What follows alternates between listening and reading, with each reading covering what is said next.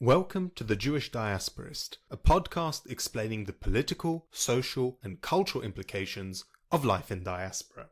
I am Zach Smerin. And I'm Ben Yanowitz. In our episode about Judaism in Uganda, we mentioned that Zach was in Spain for the annual flagship retreat of the European Union of Jewish Students. In this two-part episode, I will be telling you and Ben about SummerU in dialogue with several interviews I took on site with attendees from Spain, Turkey, Greece, North Macedonia, Serbia, Norway, and Scotland. These interviews allow us to explore the difficulties of organizing Jewish students in different European contexts, particularly highlighting those in small communities. This is because only by centering on smaller communities can we truly work towards a world where Jewish cultural and communal fulfillment can reach its highest level wherever Jews live. This is important for us as diasporists because we believe that smaller and larger communities can learn and gain from each other through active regional and transnational dialogue and cooperation. Similar to its British affiliate, EUJS is a mainstream Jewish communal institution. Therefore, it will undoubtedly include many people with whom we won't fully agree with or may adamantly disagree with.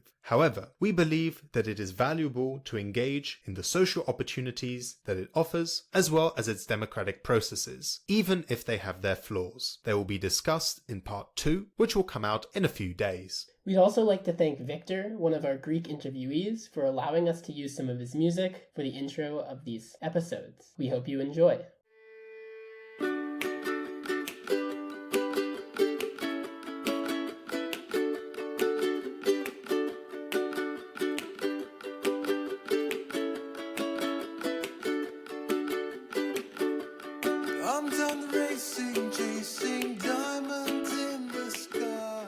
Usually at this point we would introduce a guest. However, with this episode, we are going back to our roots, episodes 1 and 2, where this was just the two of us. I realize that some of the people listening might not be regular viewers of ours and will be from different communities whose members were interviewed here, in which case, hello. And I would like to first of all say that when it comes to our interviewees today, they are sharing their views with us here, and they do not necessarily believe in all of the views in which we share our podcasts today. I wouldn't want to get anyone potentially in trouble for the contents of either this episode or any of the other episodes that we publish. I am going to be telling Ben about my experiences at SummerU, because while I was having fun over there, he was working on his dissertation. Oh yeah, it's starting to come together. I'm looking forward to being done with it, and honestly, we'll probably do an episode about it because it's extremely related, and it's all about the history of socialist diasporism within Ashkenazi communities and the contradictions between them, which is exciting, and I've been enjoying learning, but I'm also excited to learn from you, Zach, because you had a really interesting experience, which I could not go to, but I was excited that you got to, and you got to meet people from across Europe, and I'm really interested to hear what they had to say and what you thought of the whole event. And Ben has basically heard nothing about what actually went down. At this point, I made an explicit decision to not tell him much about how it happened. He did get some information, but apart from information like, oh my god, these guys are so cool, oh my god, this is so interesting, it's not much more than that. So, how did I end up at SummerU? Keen listeners of the show will remember how at EUJS convention, we met two people that came from EUJS, Avital Greenberg and Erin Sarkin. They encouraged to go to a seminar in Vienna with the Never Again Right Now network, which I will get to a little bit later, explaining what that actually is, both through going to the NAN summit as well as experiencing the Jewish Student Union in Austria, about which I have written for Aleph magazine in UJS, link in the description. I decided that it would be interesting to go and see what SummerU is about. I've heard good things about it from all the people involved. SummerU is designed as the annual getaway of Jewish students in Europe, organized by EUJS. It is done in a different location every year. This year it was in Malaga in Spain. The cost of it was €429 for the early bird tickets. Do you know if they had scholarships for people unable to afford that? I am very glad you asked about that, because that is a cost. And of course, if you travel somewhere for a week, that's not going to be cheap, especially if that involves going across Europe. And the answer is, as far as I know, No. Costs were flat per participant, which there comes into the question of socioeconomic barriers for students from lower earning families, and also students from countries with lower income, because 429 euros is not as easy to earn in, let's say, Romania as it is in France. And also that 429 euros does not include the flight. You have to get to Malaga on your own. For some people, of course, that is going to be easier than for others, depending on where they are flying from. I was able to make the trip. And so, without going into the whole story of how I ended up in Malaga, let's just skip to the part where I am in Malaga. There are people already waiting at Malaga airport from different unions, including some of my friends from the Austrian Union. And there is one of several buses organized by EUJS to take us to the actual location. There were 4 during the day. So that's very simple. The location is an interesting aspect because the location was not disclosed to us before we arrived there. And we were told to not disclose that location to anyone outside. I assume this was because of anti-Semitism and fears? Yes. It was deemed a secret as a security measure, which I can understand, although it is also a little bit strange to board a bus with a bunch of strangers who tell you that you are not able to contact people on the outside. And even though this information is going to be known by probably hundreds, if not thousands of people at this point, I am not going to disclose anything more than briefly describe how the venue looked and that it was within, let's say, 2 hours of Malaga. When it comes to the venue itself, it was a youth center for the kinds of groups that we were, about 300, 400 youth, some area with accommodation. Rooms were between 2 and 4 beds, which is nice, and you would generally be placed with people from your country. Apart from the different single-story buildings where you had different rooms, you had all the kinds of amenities that you would have from a youth center. You can imagine there was a pool, there was a pitch, there was a stage area where different events and parties would take place. There was the mess hall, and I'm going to mention that there was food, and I'm not going to say anything more about it. People who went know exactly what I mean when I speak about eggs. It's unfortunately something that you have to keep in mind, that the easiest thing to save money on when you're organizing a big convention is the food quality. Not knocking any of the people that were working there, by the way. This sounds very interesting, and it sounds very similar to the UJS conference that we went. So I was just wondering how the bulk of your time was spent, just because I know at the UJS conference there were a bunch of different programs that were educational and discussion-based. I was wondering if it was similar to that. The atmosphere of SummerU was very relaxed. There was a lot of things that were offered to students. It is actually designed like a summer vacation. You are able to do what you want to do. The schedule is not particularly tight. There are several things that will be happening at the same time when it comes to seminars, and I'll get to those in a bit. But you really do have the possibility to do what you want. If you want to just chat with people, if you want to stay by the pool, if you want to stay in your room, there really isn't any sort of emphasis on what you necessarily have to do. You're able to spend time with people that you know. You're able to spend time with people that you don't know, meeting new people. That's something that was quite noticeable. You had some situations where you had different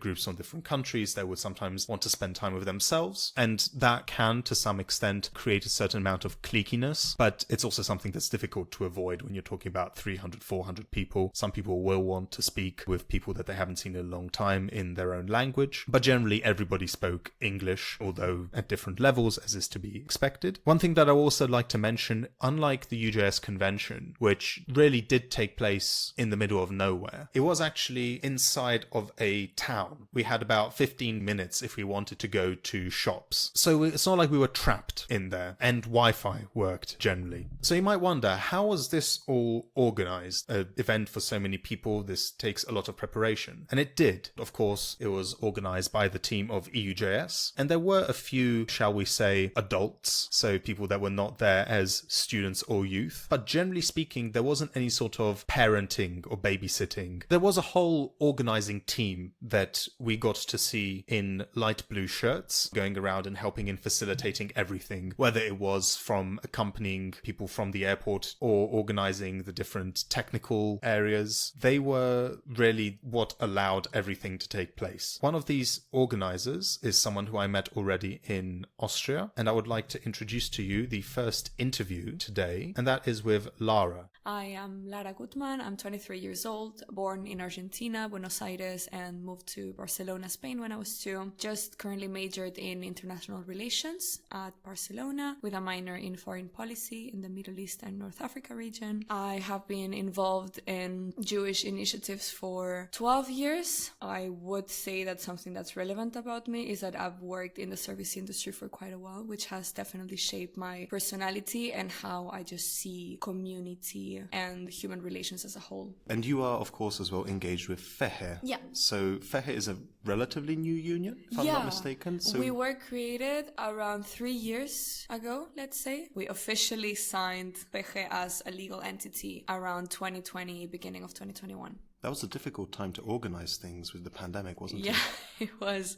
It was definitely a struggle. I remember that we started talking about the idea of FEHE right before the pandemic, and then everything just sort of hit. It was about trial and error. I know that Dina, one of the founders, had been wanting to do this for a really long time, and the people that got together are people that were highly motivated to make an impact in the local community. It was definitely a struggle initially because a lot of the things that we could have traditionally done, such as meeting up in person, weren't able to. An anecdote I remember fondly from this time is that when we were signing FEHE to become a legal entity, because we couldn't meet up, for example, one was living in Madrid at the time, the other one was living in Israel, and then 3 of us in Barcelona, but even with us, it was quite hard to meet in person. We had to first meet up the people in Barcelona, sign the contract in person, and then ship it off to Israel, and then ship it off to Madrid, and then back to Barcelona, and that's how we were created. The process was definitely super long because it involved a lot of online meetings, and of course during the pandemic it wasn't the best time for any of us emotionally or psychologically. I think the creation of FEHE, considering the context, is definitely a privilege I don't take for granted. I still up to this day cannot believe how far we've come since our creation only 3 years ago, and how much we've changed, how much we've accomplished, how much love and an overwhelmingly positive response we've received. It's just great. And now you have also been the sort of guest union of this year's SummerU, right? That must have been a lot of responsibility. How did that process take place? Were you the ones to offer Malaga as a place, to offer Spain as a place to host SummerU, or was that otherwise? How were you involved in the process of organizing this year's SummerU? That's definitely not something we personally had control over. We did mention it a couple times because from participants' feedback from the Malaga SummerU in 2019, which was in this exact same venue, apparently they received an amazing feedback. I wasn't there, but that's what I heard. And we always pushed from FEHE to have SummerU happen again in Spain. Of course, it wasn't something that we knew that we could control, so it was more of a, please let it be in Malaga. And they were like, yeah, sure, we'll let you know. And then a couple months later, I think that was during March or April this year, we got the news, and that was, it was beautiful. We sort of felt that it was coming because it just made sense on the European landscape, of course, because Spain has the presidency of the Council of the European Union. It made sense politically, but besides from that, I don't really know what the criteria was. I'm just happy that it is here. I think Spain has so much to offer, and I really appreciate the fact that they've taken the time and the effort to demonstrate and showcase the relevance that Spain has as a cultural, religious, and social hub for Judaism all across Europe and beyond. You were involved as a maker. Yeah. So how did that process happen? How were you one of the people that made all of this event possible?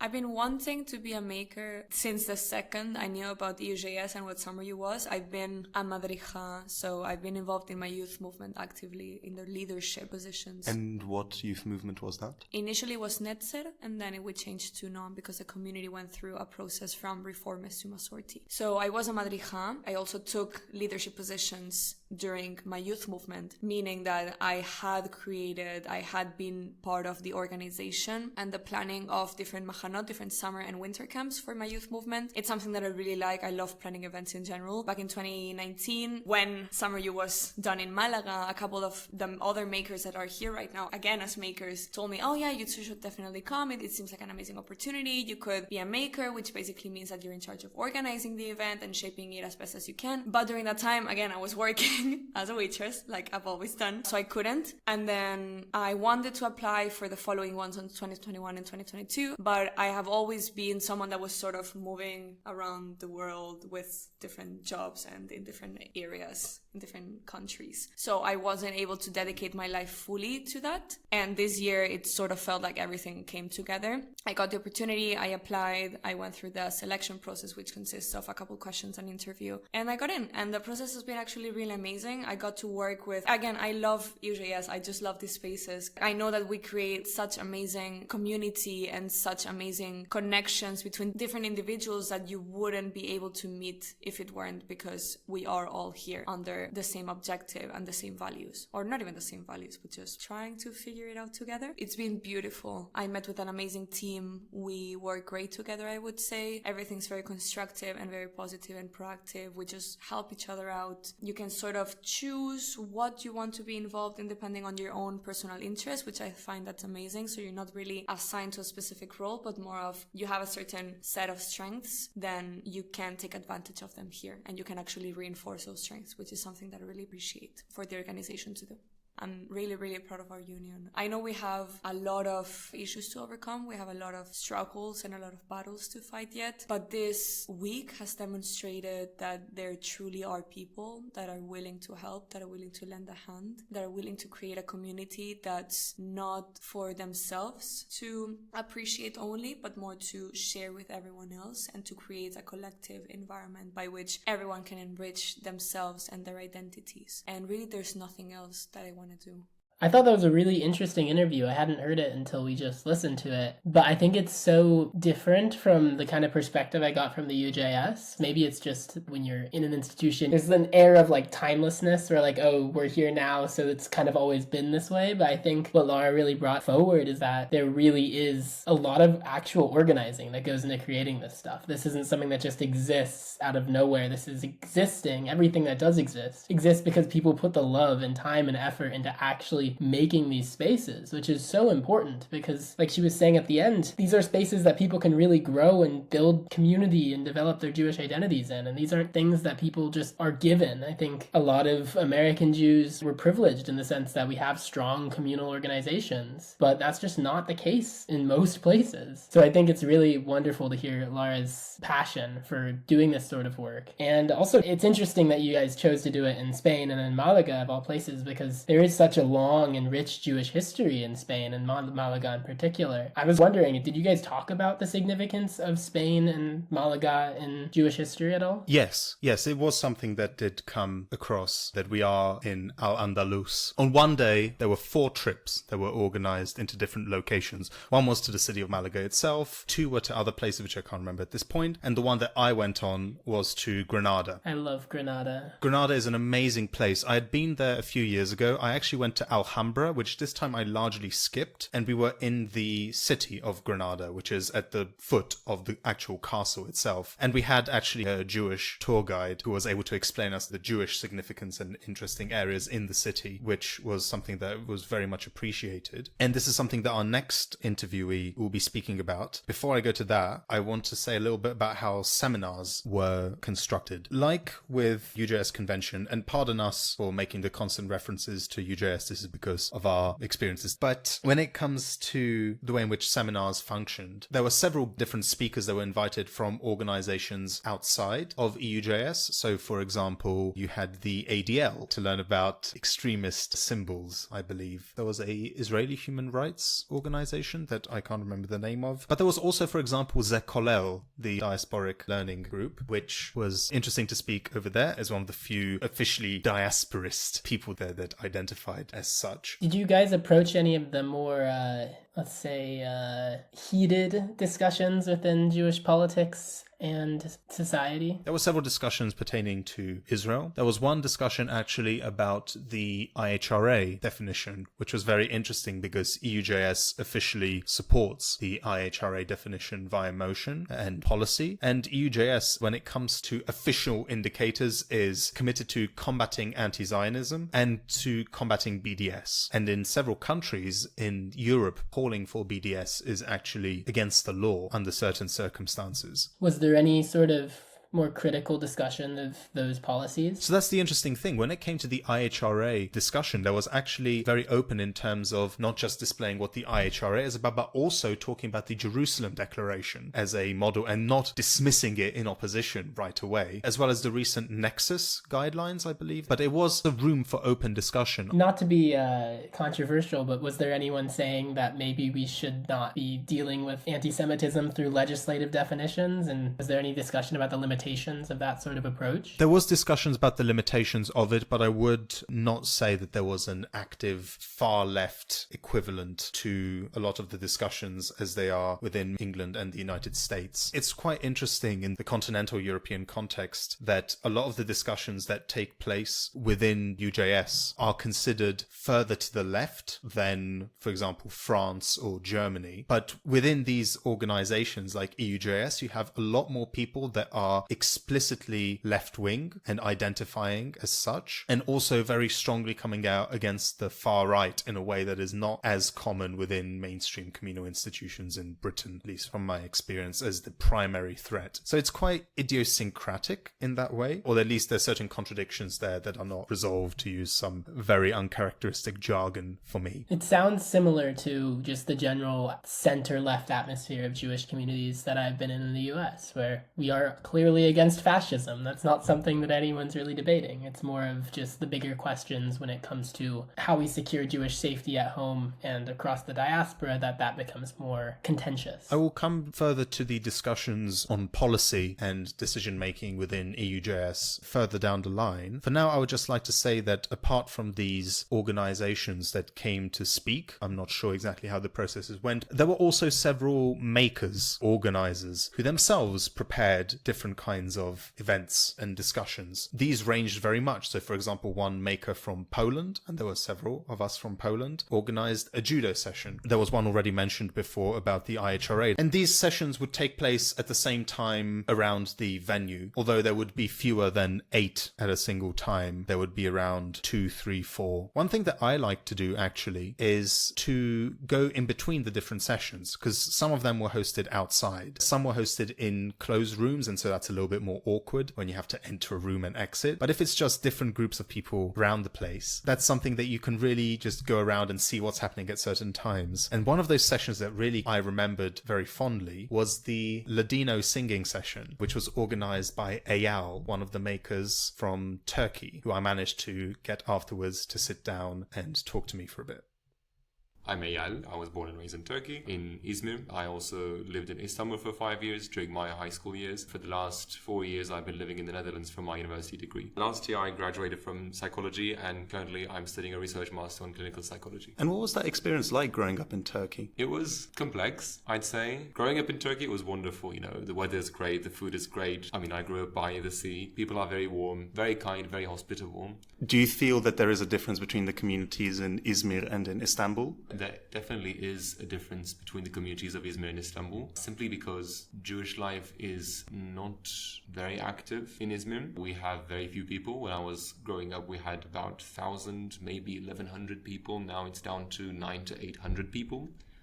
Most of which is elderly. I remember when I was a kid, we had something called the Sunday school, which was Fridays after school had ended. We would go to the community center to learn, do Jewish studies essentially, for like an hour or two maybe. That was really it in terms of Jewish life, besides the synagogue obviously and the holiday celebrations. Whereas in Istanbul, there is still an active Jewish school. So the life there is much more different. It's much more centralized. It's so interesting to hear about a community that, whether it is in Poland or the English-speaking world, we think about communities in the Middle East and North Africa Africa as no longer existing in any way. Do you feel that your existence as a Turkish Jewish community is surprising to outsiders? Quite often when I tell people that I'm from Poland, and not just that my family is from Poland, but that I grew up there, I get people that are surprised that there are Jews left in Poland at all. Do you get similar reactions? For sure. Like all the time, people often ask me if I have just ancestry in Turkey or if I grew up there. If so, they immediately think, Istanbul? It's like, no, not even in Istanbul, in Izmir, which is the second largest community, but nevertheless very small. But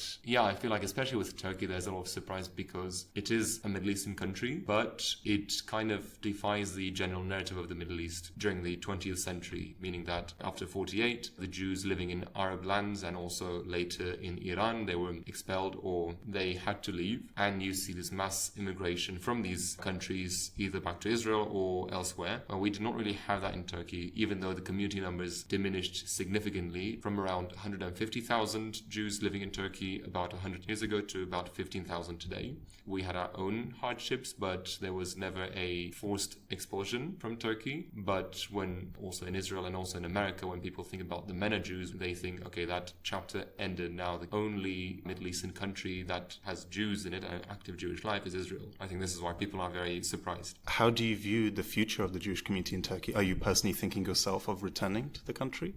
That's a very good question and a big dilemma of mine, to be honest. As I said, I loved growing up in Turkey. I loved Izmir especially, but I was also away from Izmir for a long time, currently now about 9 years. And when I go back, like when you're living in somewhere, you don't really recognize the changes that much, but when you leave it for a period of time and come back later, it hits you really hard.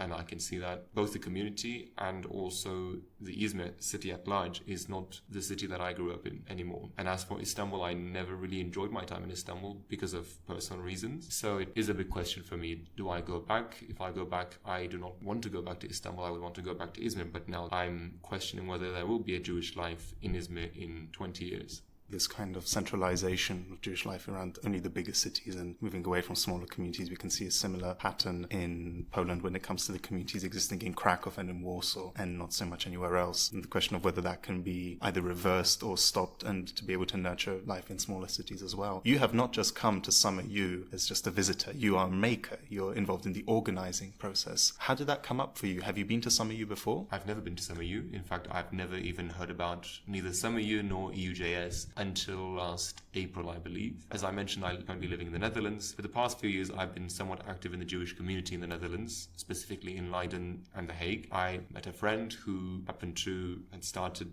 working at EUJS a year earlier, and she was sending links for volunteering to be a maker at SummerU, and I happened to be in one of those group chats that she sent them, and I thought about it. It seemed interesting. I didn't know anything about it, but it seemed fun, so I signed up and got in. It's a very different experience. It's very interesting to see Jewish life throughout Europe be so active and be so open, engaged, connected with each other. It's a very different reality than the reality that we had in Turkey. And you led a session on Ladino songs. Would you like to say a little bit about Ladino? Because we haven't mentioned that on our podcast at all yet. What does Ladino mean to you? I love that question. Thank you for that. Ladino, for those who don't know, is the language of the Sephardi Jews who were expelled from Spain and Portugal and settled in the Ottoman Empire. It's strictly an Ottoman language. The Sephardi Jews who chose to go to Europe, primarily the Netherlands or England, are not speaking Ladino. It's essentially the combination of local Judeo-Iberian dialects into one, because there were Jews living throughout Iberia and they were all expelled together. At least a good portion of them were expelled into the Ottoman Empire. They all melted into each other. We had later immigration from Portugal, Italy, France, and also we had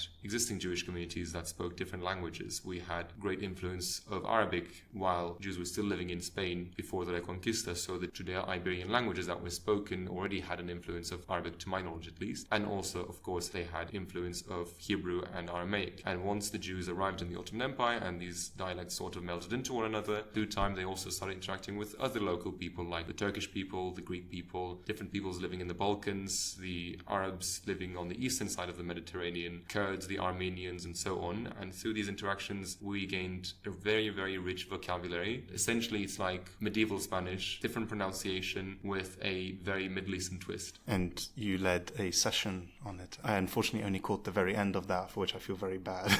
But it was really amazing, I have to say, to be able to sing some of these songs in a group setting. For me, I am learning Yiddish. I very much believe that kind of linguistic engagement is something that should be still maintained and nourished in our diasporic communities, and it's very interesting to hear from that other perspective. Part of the involvement at SummerU for you is to be the Turkish representative at the General Assembly and the democratic decision-making processes of EUJS. What is the situation like for Turkish Jewish students in terms of a union or recognition, and how do you believe that the current discussions that have taken place this morning in the motion decision-making process are relevant to your communities? Well, that's a loaded question. First of all, the Jewish student communities in Turkey, they are very decentralized. There are three main communities, two located in Istanbul, one in Izmir. The community in Izmir is now more international oriented, meaning that they are engaged in BBYO, but also, I believe, with Junction. They had in the past and hopefully in the future events with other Balkan communities, whereas Istanbul is more local, but still my experience of the two communities in Istanbul was that they're caught up in not a fight, but kind of like a competition between each other. And I think that is the biggest challenge for Turkey to have a union of Jewish students, because more than 90% of the Jews of Turkey live in Istanbul. So if we have a community, if we have a union, it will be based in Istanbul. But the communities, the youth communities, are very decentralized. So that is one challenge. And today at the General Assembly, there were quite a few motions or topics that were discussed that relate to the Jewish community in Turkey, perhaps because there were issues about raising awareness of anti-Semitism with adoption of the IRA definition of anti-Semitism, which would be very relevant in Turkey as well. How that would be implicated, that's something else, but it will be influential. But there were also certain issues that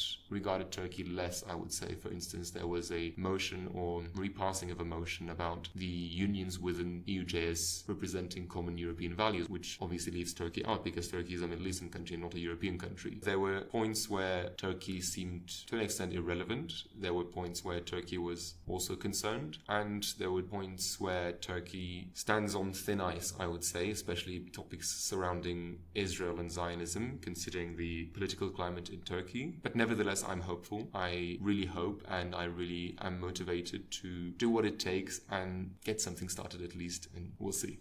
If I should give a shout out, that would be to EUJS and SummerU for giving me this platform and allowing me to meet Zach, who approached me for this podcast, which I feel very honored for.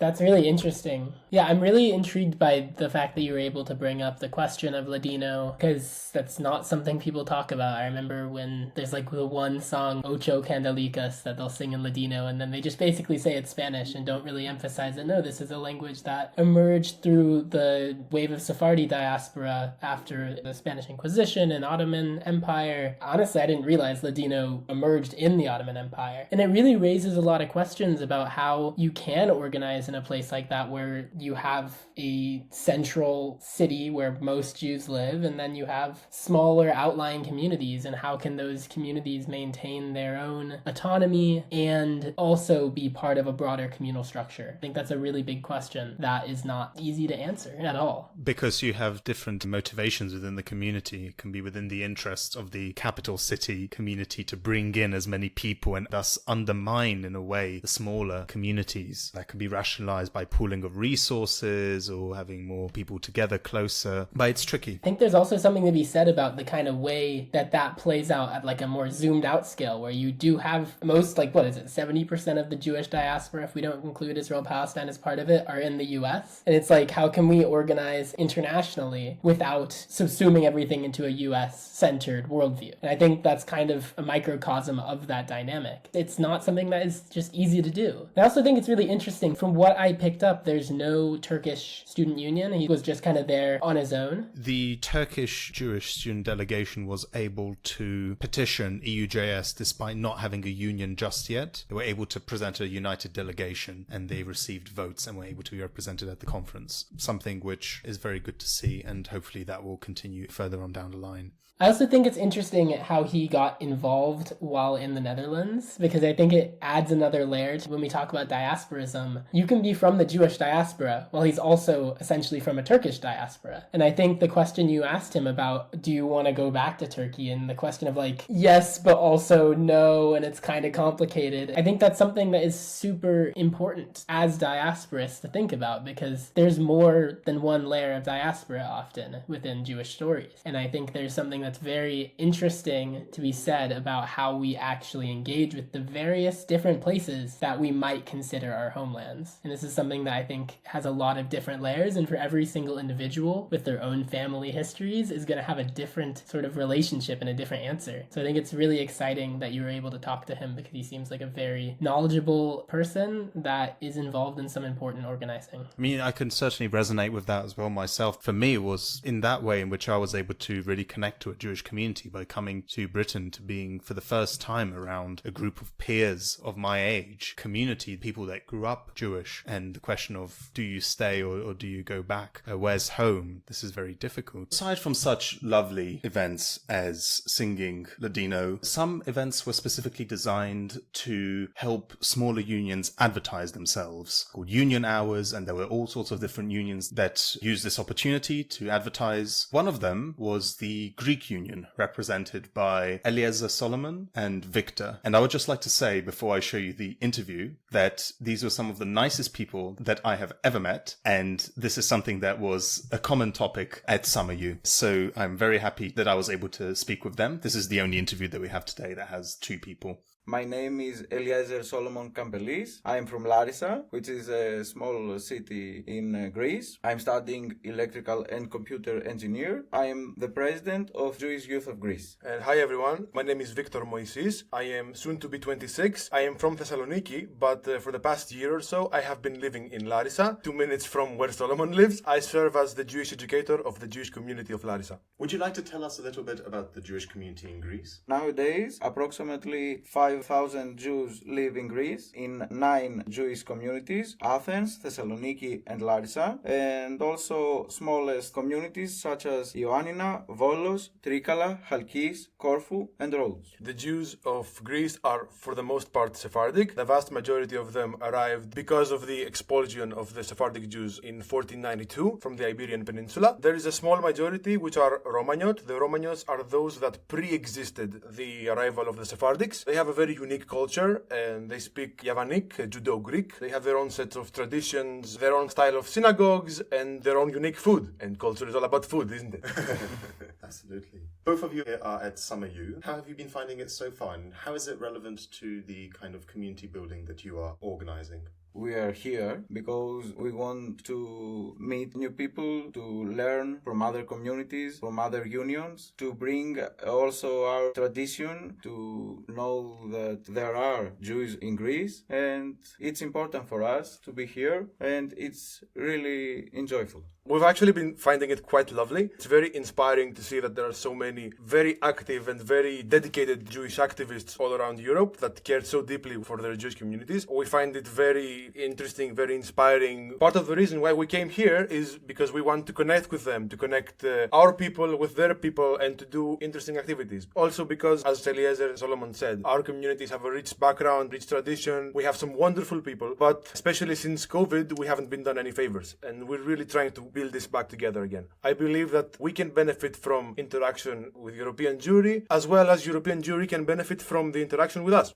Have you been doing any cooperation with some of the unions that are a bit closer to you? Actually, one of the beauties of the past few days is that there have been so many inspirations and so many ideas going forward, so many talks, both in formal and less formal contexts. So, soon to be announced, stay tuned, and all that jazz, all that stuff that they usually say, you know. Absolutely. Yes, for sure. We had amazing conversations with Mediterraneans and the Balkans, and we are planning to do something. I think that it's the most wonderful thing to be here with them and to discuss about our future. Because that's what it is about. It's about future. It's about continuation, life. Are any of you involved in any other initiatives that you would like to tell us about? Apart from my involvement of ENE, of the Jewish Youth of Greece, which I decided to run for the elections less than 12 hours before the election actually started.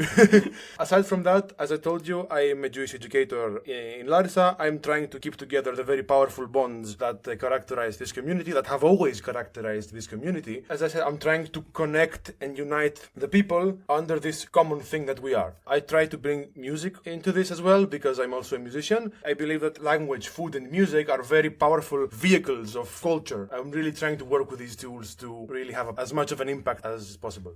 There will be a link to Victor's Spotify in the description. Thank you. Anywhere else? This is not Jewish related. Like, I recorded some music of my own just in my living room.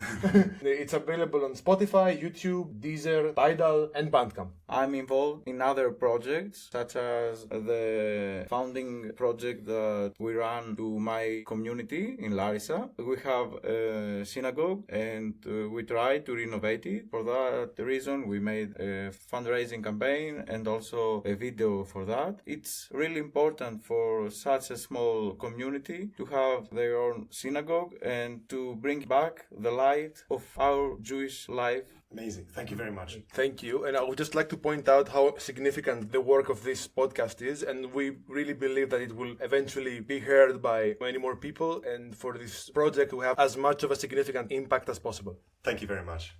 Wow, they seem lovely. I thought that was super interesting, the point about regional unions and such, because in the US, the youth group I grew up with, which was called NIFTY, the North American Federation of Temple Youth, Reformed Jewish Youth Group, organized with different regions. So like we were the Central West, which was Central California, Northern California, Nevada, Oregon, even like Hawaii. So it was organized regionally, and sometimes these regions would come together. And it's interesting thinking about NIFTY versus EUJS. Different contexts, a little bit different communally, but it's interesting as sort of prospects for going beyond the national level in EUJS, especially between countries like Greece and the Balkans and Turkey, where you're relatively small communities, but you can come together and really build that unified Jewish identity in those spaces. And I think there's very few opportunities to do that. So I'm really grateful to see that EUJS was able to provide that opportunity to network with one another and build those bridges. Because I can imagine for a small community like in Greece or in Macedonia, I can imagine that it's quite hard to generate a strong Jewish identity, but having those connections transnationally could probably be hugely important for that.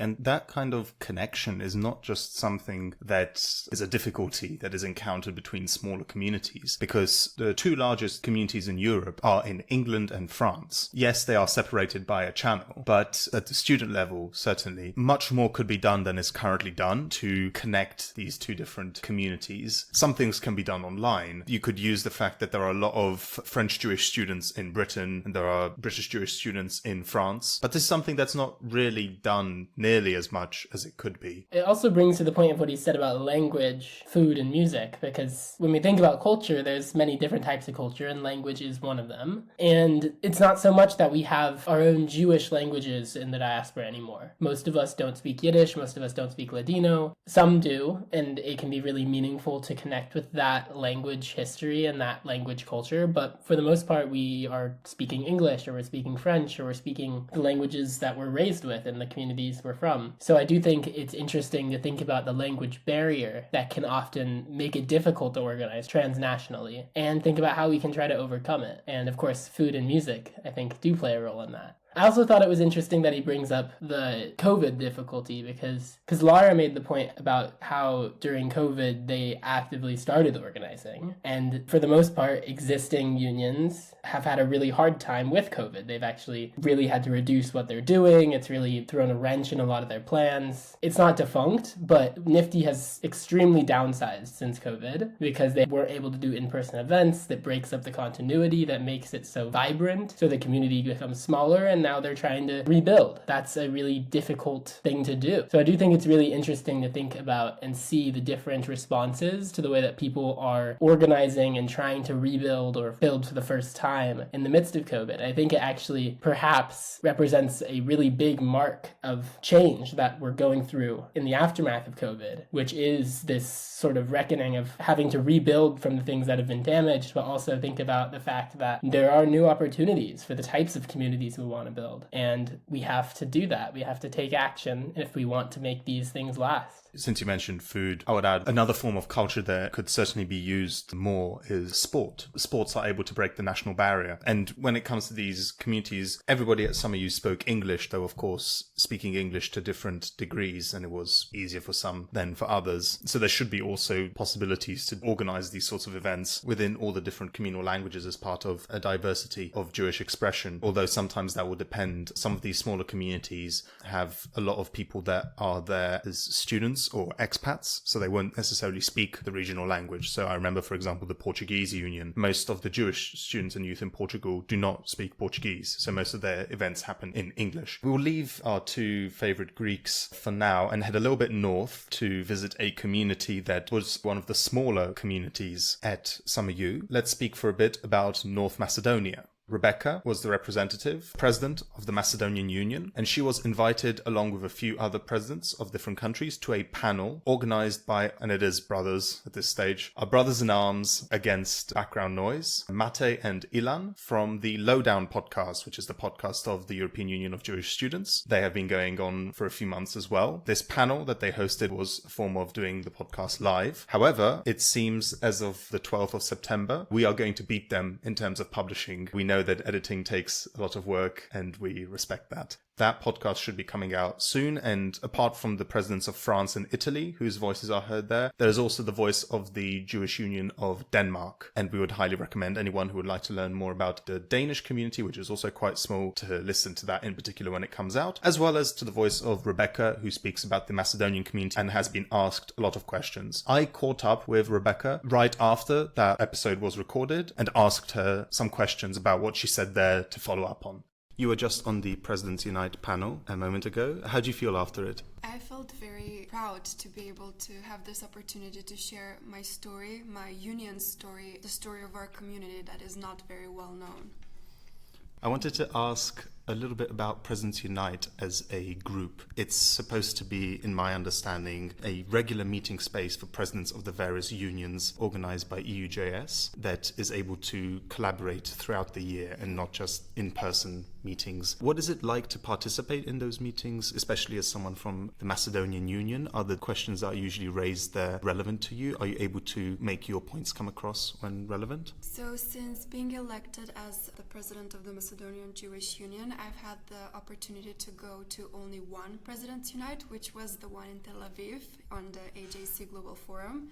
And for me, that was one of the most impactful things EUJS could have done, because it was so wonderful to just sit down in a room full of people who we all kind of struggle with the same things, and just to hear the other perspective, the other point of view on problems we both share was so meaningful for me, because after Presidents Unite, I came back home and I realized how I can target the problems I couldn't find a solution to. So it's very impactful. Regarding the Macedonian Union itself, it's not a student union exclusively, it's a youth union. Yes. And from what you mentioned, it has members from 18 to 35 years old officially. That's very interesting in comparison to, for example, the Union of Jewish Students, where a lot of the members are even quite a bit younger than most of the people here at SummerU. But certainly people at the ages of 19 and 32 will have different interests and different ways of engagement a lot of the time. So how do you manage that? Is that something that comes up as a problem or a challenge? Yes, we do struggle a lot with getting the older part of this age gap come to our programs or sessions. It's a problem we're currently targeting. One of the solutions we really want to try out is we want to get a volunteer from that group who's going to be a coordinator from 28 to 35 on that age group. So they're going to coordinate that group, work parallel with me and with the other group 18 to 28. Together, we're trying to just get people from both sides come. And when it comes to cooperation, Macedonia as a former country of Yugoslavia and also located in the southern part of the Balkans, you're quite far away from any large Jewish community, whether it be in Hungary or Italy. What kind of cooperation are you able to have, whether it is in the former countries of Yugoslavia or Greece? Do you see possibilities there? Were you involved in the Union Accelerator that EUJS did for the Balkans in Croatia? Yes, I was involved in the Union Accelerator, which actually kickstarted everything we're doing right now. Besides the Union Accelerator, we went to the Balkan Multipliers organized by Junction JDC, where we gathered communities from the ex-Yugoslav, plus Greece and Turkey and Bulgaria. Together, we want to make a Balkan network. We're in the process of doing it. It's called Haida, which is a Balkan term that basically means yalla, but in a common Balkan language. Yeah, we're building that network right now. We want to help each other out because we share the same problems pretty much. We struggle with the same things, and we saw we could push each other further and help each other, so it's very important. When you spoke, you highlighted both the situation within the Macedonian Jewish community in terms of how you're able to cooperate and organize within that space, as well as the question of help from the outside. What are specific ways in which you believe that assistance could be done in order to continue the revitalization of the Macedonian Jewish community so that it does not so disappear? So the problem is the ignorance and lack of resources currently. Thankfully, EUJS has been very open to us, very accepting, and we had the privilege to meet other unions and other leaders of those unions who struggled in the past with this, overcame it, and now are ready to come and help. And when I say resources, of course, financial resources come into play, but it's not all in the finances. It's more in that we need Jewish educators. We need people who are going to volunteer, people who are going to educate, people who will come and share their story, lead a session. Just come, be present, and show their support. So that's something we're currently trying to target and get, especially on the next event we're gonna do. Next year we're planning on doing a Shabbaton in Macedonia because we want to open ourselves up to Europe for people to come to see us, to meet us, to see our reality, just get to know us, get to know our small community. The Macedonian, or rather should I say, the North Macedonian Jewish community numbers officially, and we know what it's like with official numbers of Jewish communities, but it numbers officially at around 200 people.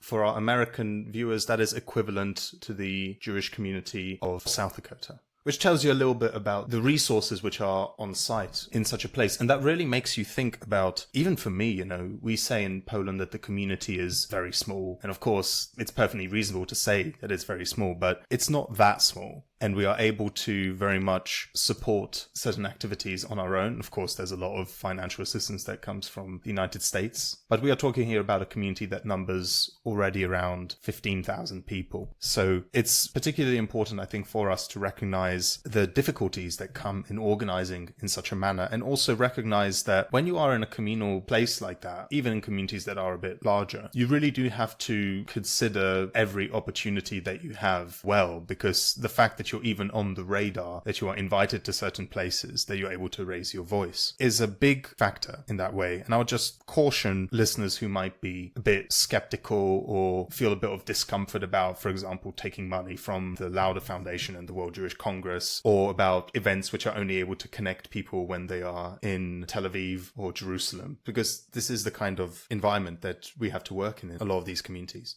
I also think it's important when we think about what diasporism actually means in practice, when it means us as diaspora Jews engaging with other communities across the diaspora and trying to support them and help them in any way we can. I think what Rebeka said about needing resources that aren't just financial is really important. We need Jewish educators. We need people that can be active in their communities. And of course, this isn't something that we can just impose on people. It sounds like they're doing a really good job with what they have to be able to build this community, build the leadership they need, and get the resources they need otherwise. But it really comes down to building the bridges, because if we actually have these relationships with people across the world and different communities across our diaspora, I do think we're able to build a stronger sense of Jewish identity and have the conversations that need to be had, because often the people that are willing to give you the money and resources have an agenda of their own. And we have to be able to help people to be able to look for their own communities and really root themselves where they live, and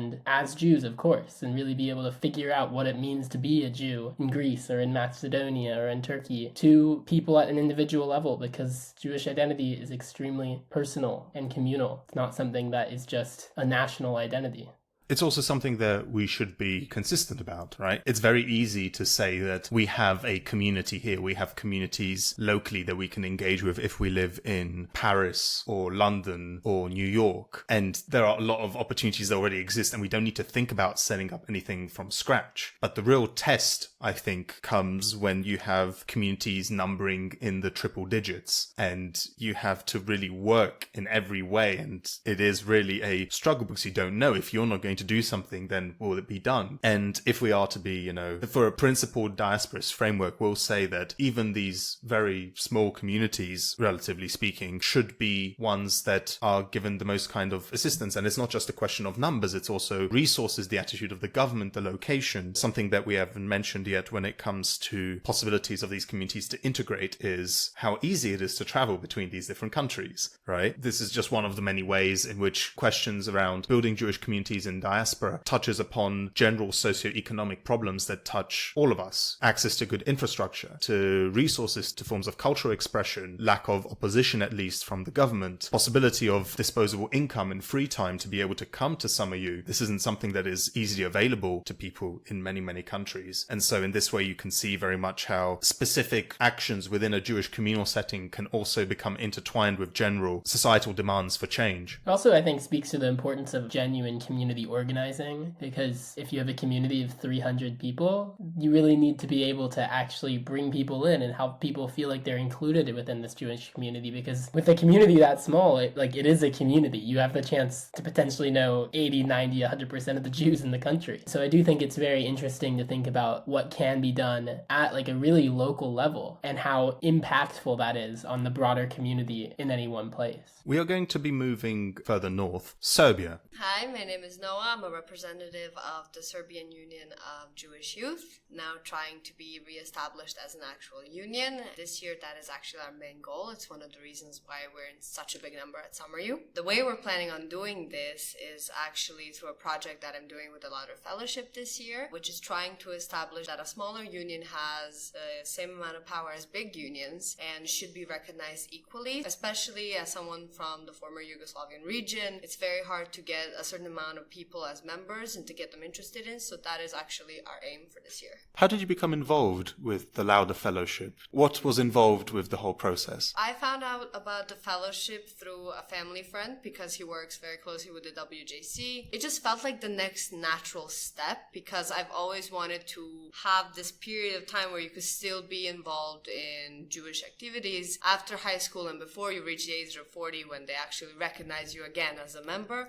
So there was this big gap that no one really wanted to be involved because after high school people just lost interest, and this was, I think, a sign that this is the step needed to be taken to achieve this middle part to be also important. What sort of events and ideas do you have for Jewish youth in Serbia? How do you aim to popularize that missing link within the community? Currently we have a lot of events, but they're mainly in Belgrade. They're totally focused on bigger cities where smaller communities also don't have really the rite of passage. We're trying to be very inclusive, but there's also the point of travel and everyone's timeline, so it's very difficult. But what we're going to try and do is make a circular turn of events that every single community can do something or something that goes into their favor. So if a lot more people are okay with being in Belgrade and the most events are held in the capital, then that is something we'll be focusing on. The point is that everything is available to everybody that wants to be involved. Serbia comes from a very particular context of the Balkans and the former Yugoslavia, which united several other countries that are now independent states. Many people within these countries can trace their roots across these different borders. You yourself have some Croatian ancestry. How does that impact the different Jewish communities? Do you believe that there are significant differences that do not allow for much cooperation between them? Do you think that they can be surmounted? And if so, how do you imagine that that could take place? It's very interesting that you brought up ancestry because it is something that's very, very particular for the Balkans. After the 90s, you could really feel in the Jewish communities that people stopped really caring about who is from where. Because after all the wars we had, after the difficulties of Yugoslavia especially, all the communities specified that they're Jewish and they wanted to work together. My entire childhood was spent in Croatia, going back and forth for summer camps, any seminars, activities. So you could really see that there was no gap between us and other countries. Now, when you look at it, and what we're striving towards is the fact that that when one union from the former Yugoslavian region starts standing on its feet stably as a union, we want to push other unions with us. Politically speaking, it's still sometimes a rough time, but in actuality, between unions and specifically looking at Judaism, you can't really feel it that much. We have so many marriages between different countries that were so unlikely to happen because of, let's say, politics. It's really a completely different spectrum. You mentioned before that you have a strong representation here at SummerU. You might have the largest representation in terms of your country's Jewish population. What do you imagine EUJS as an organization can do to facilitate this process? I know that there was a movement accelerator that was held in Croatia recently, but what do you think in terms of the internal processes of EUJS with the General Assembly that's now finished? How do you think that that is relevant to these communities that you are describing? The Union Accelerator was, I think, a very important part about EUJS really investing into smaller unions, especially in Eastern Europe. But what we discovered is that we don't naturally fit into this mold that Western unions have. We don't have as many members. We have different problems and in bigger numbers than other unions. But I think the first step that we actually took is them listening to us and understanding that we have to do certain things on our own in order to be a part of them. All in all, what EUJS is also doing with grants and the way they're approaching us and giving us certain amounts of space to explain also what our troubles are is a really good step. It's not a big step, but not everything could be done in such a short time, especially considering our situations. And again, you mentioned there were many different countries. We had North Macedonia, we had Croatia, Bosnia was also there. What was very interesting to see is that a lot of our struggles are the same, but not everyone is taking the same measures into conquering them. So I think after especially talking at the GA, a lot of smaller communities also expressed the need to be more active, but others were kind of happy with just being present in certain situations. We have just started. Considering all the support we're getting, I think we're going to go very, very far in the coming year. I think the movement accelerator that they hosted sounds very important because Yugoslavia in the last 30 years, it's a country that's been torn apart by ethnic conflict. And I think it's very interesting that Jews in the region can and are overcoming these ethnic divides. I think what you said about people's origins becoming kind of secondary to people's Jewish identities in this context is very interesting. I think it shows the kind of role that Jews can play in kind of overcoming these ethnic divides. And it also speaks to the difficulties of doing that. I think what she said about the political divides making things difficult, but nonetheless at a communal level, at the grassroots level, you can make these relationships. And I think that can play a really important role in actually building peace and solidarity across borders, because there's not a lot of communities that have that inherent in the community's structure in the way that our demographics are spread throughout the world. The Union Accelerator was mentioned both by Noah and Rebeka. It took place in Sarajevo, capital of Bosnia, a few months ago. I can't give too many details because I wasn't there, but my understanding of the Union Accelerator is a model that has been introduced recently in EUJS to basically host a location to talk about how a union is organized. You have the people that come from EUJS to specifically say, these are the steps that are needed, this is what we do, this is how we're able to engage. I think it's something that can very much help different communities, some that are already established, need a little bit more help, or some that are starting completely from scratch. We will leave it there when it comes to discussing SummerU and the different communities, with one exception that we will come to a little bit later. Just for a broad summary of SummerU. For a week, a lot of Jewish students and youth were able to meet up in a nice, warm, and it was very warm, 37 degrees Celsius for most of that time, so that's 100 Fahrenheit. There were seminars. Every night there was a party. Some of them were themed by different unions. You had trips that were organized to different places. People were able to organize their own activities. I am very, very proud of the piano jamming sessions that we hosted. I wish that I could show some recordings here, but I'm a bit afraid about copyright. But you can imagine around a grand piano, we had one person playing and then anywhere between 5 to 15 to 20 people singing and really having a great time into the early hours of the morning. The Shabbos services were very nice as well. There was the Orthodox, Reform, and there was a sort of meditation. But it really provided the possibility for everyone to express themselves however they wanted. And I think that although there was a general opposition towards using your electrical devices on Shabbos, obviously people were able to use it if they wanted to. Some of the interviews that we recorded actually were on Shabbos. And yeah, it was a chill time. One part that we haven't discussed yet and that I'm going to move to is the whole decision-making process within the European Union of Jewish students. If I told you what you promised to be true, would you love yourself as much as I love you? If I showed you how and promised you will find your way, never let your sunshine fall and turn to gray.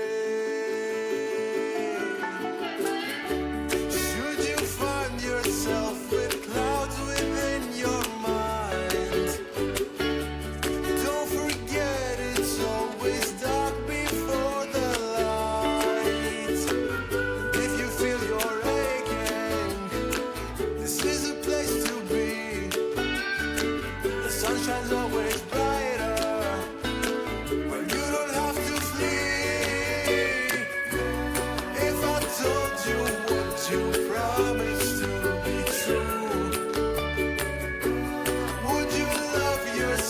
as much as I love you, if I showed you how and promised you will find your way, never let your sunshine fall and turn to gray. You made me change my evil ways. What more is there to do?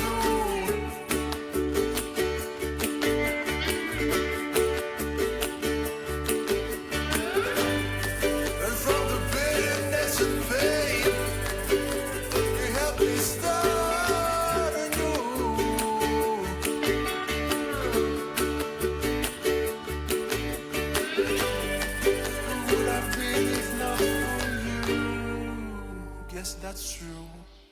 If I told you what you promised to be true, would you love yourself as much as I love you? If I showed you how and promised you will find your way, never let your sunshine fall.